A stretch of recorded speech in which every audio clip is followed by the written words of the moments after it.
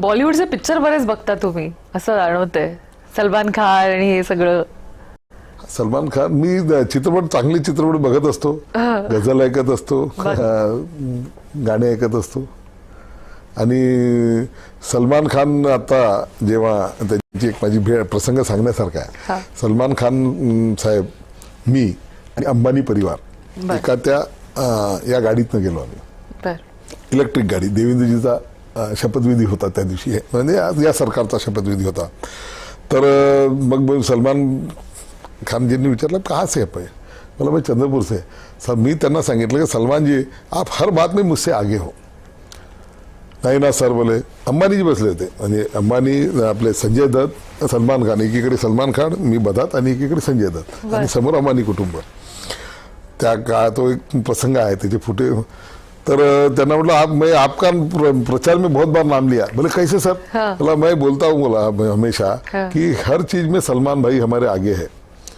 उनके पास में fan following ज्यादा है, संपत्ति भी ज्यादा है, मेरे से उम्र में भी ज्यादा है, एजुकेशन में भी ज्यादा है, लेकिन एक बात में मुझसे पीछे है. तो बोले कौन सी है?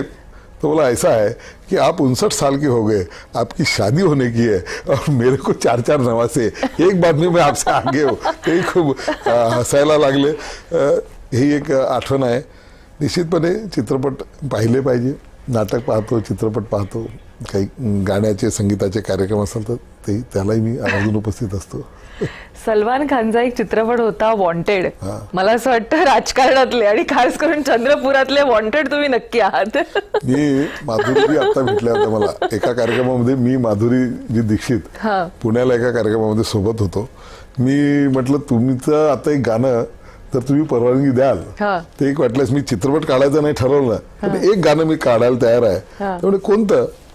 तर म्हटलं एक तुम्ही तेजामध्ये 1 2 3 4 5 6 7 8 9 10 11 12 पर्यंतच तुम्ही आणून थांबून दिलं. त्याचे पुढचे नंबर्स लिहून म्हटलं एक गाणं काढायची माझी इच्छा आहे.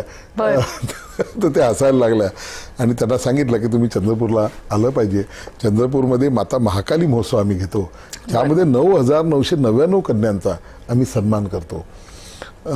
जे जन्माला येतात त्या नवरात्राच्या काळामध्ये त्या सर्व कन्यांचा चांदीचे सिक्के देऊन आम्ही हे करतो. आणि त्या कार्यक्रमाला त्यांना खूप हे चांगलं वाटलं. त्या कार्यक्रमाला यावं असं निमंत्रण मी दिलं. आणि मला हा विश्वास आहे की कधीतरी माधुरीजी चंद्रपूरला येतील.